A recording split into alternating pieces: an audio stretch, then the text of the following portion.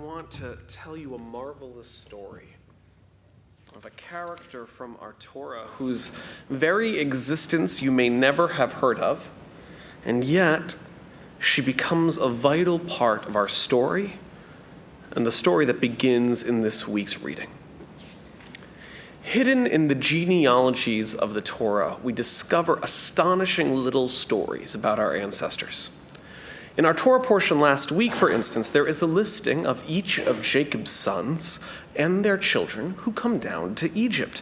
And if you are careful in your reading, you will see that Asher, one of Jacob's sons, one of Joseph's brothers, has a daughter.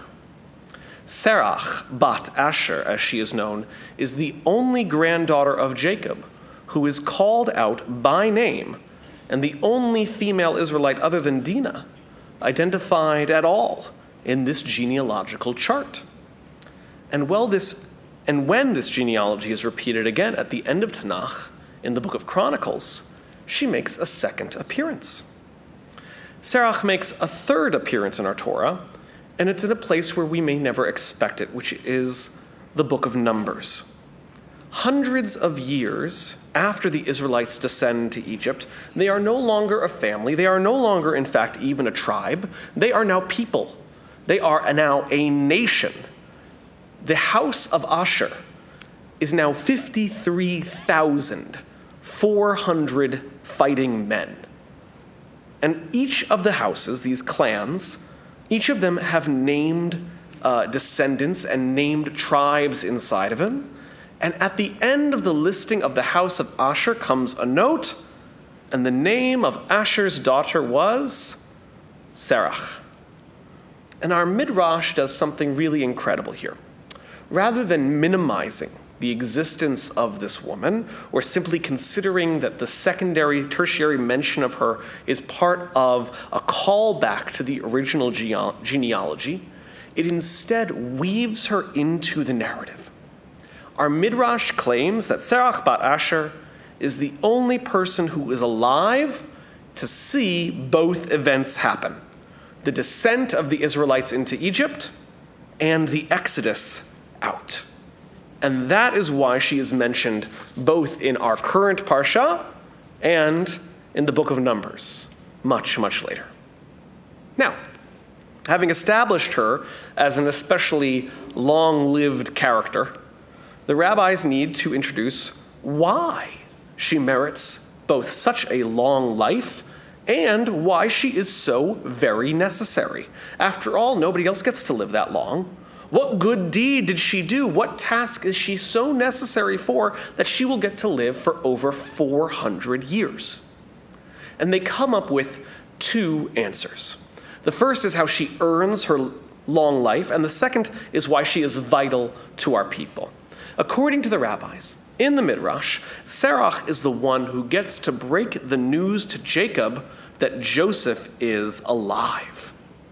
The rabbis imagine that this young woman has an especially close, special bond with her grandfather, and that she alone has the wisdom and the kindness to connect with him and share with him this most important news that her father and her uncles know may well kill their aged father by the sheer shock of finding out that his most beloved son still lives.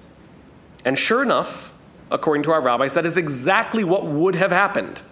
Serach goes to tell Jacob that Joseph lives, and his heart goes numb, according to the Torah. That's not a good sign when your heart goes numb. But she is such a clever young woman that she decides to choose her moment perfectly. You see, in the stories of the rabbis, there are rules. There are cosmic rules that simply cannot be undone. And one of those cosmic rules is that when you are praying, the angel of death is powerless over you. And so, since Serach knows this, she goes to her grandfather while he's in the middle of his prayers, and she says to him, "Joseph is alive!" And well, and his heart goes, "Duh!" It goes numb. He's in the middle of praying, and the angel can't touch him. He can't die. And then the shock leaves him. He sees the wagons that Joseph has sent down to reunite them, filled with beautiful treasures, and his spirit revives, and the danger passes. And so the rabbis, in fact, credit Serach with saving our patriarch Jacob so that he could reunite with his beloved Joseph. That's answer number one. Why does she get to live so long? Because she saves her grandfather. And for what reason is she so vital that we need her to be alive both in the time of Joseph and in the time of Moses? Because of a promise that Joseph enforces onto his brothers in this week's Parsha. He himself is dying in the final lines of the book of Genesis, and he says to his brothers, I'm about to die, and God will bring you up from this land to the land that was promised to Abraham, Isaac, and Jacob. Carry up my bones from here. And his brothers swear that they will do so. And surely enough, if you look forward to the book of Exodus, you will see that Moses takes the bones of Joseph with him out of Egypt in fulfillment of that oath. But herein lies the problem. The book of Exodus has a very famous opening line. And there came a Pharaoh over Egypt who did not know Joseph. So whether you believe in a 400-year time skip, or you just say there's a very long time from the book of Genesis to the book of Exodus, the rabbis are now left with a very challenging question.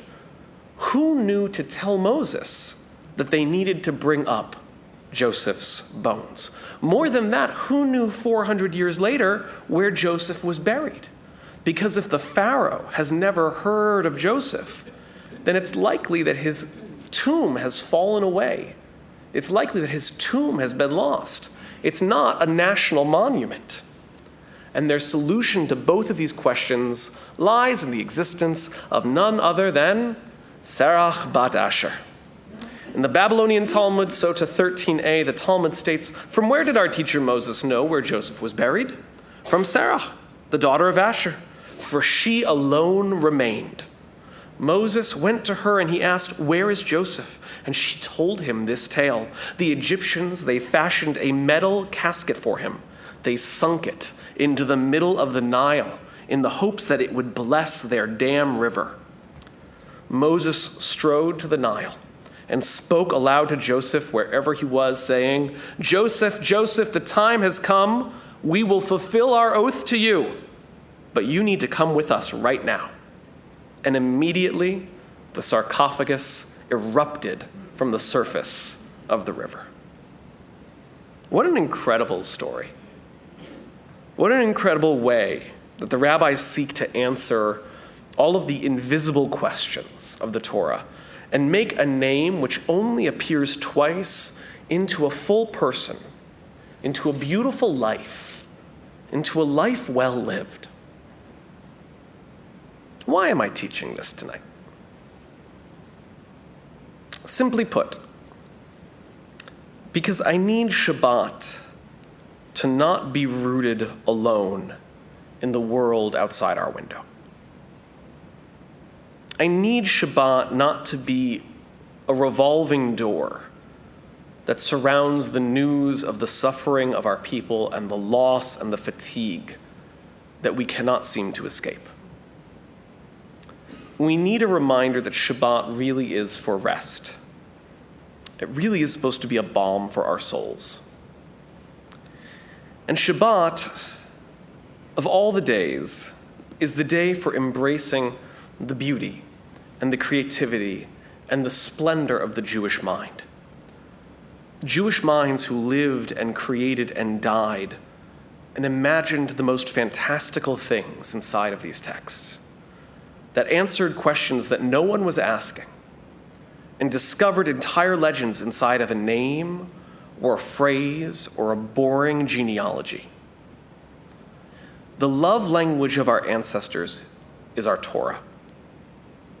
And what we hold in our hands, what we study, what we spend the time hearing on Shabbat, that is in fact a love language of untold generations. Our ancestors too had trouble. And they too had painful periods for their people, just as we do right now. And yet somehow what we have inherited from them is not an inheritance of woe. It is a legacy of wonder. And just as there is a time for us to hold our sorrow, there is also a need for us to rest. And there is a need for us to marvel at our very heritage. There are nights, and this is one, where we need to make the intentional choice to be amazed and delighted at what we have in our hands, rather than to passively succumb to the great Jewish tears in our hearts. As we say and will say tomorrow morning, Ashreinu matov elkeinu, u'mana'im goraleinu, u'ma yafa yerushatenu. How fortunate we are. How good is our portion. How pleasant is our destiny. How beautiful is this Torah, our inheritance. Shabbat shalom.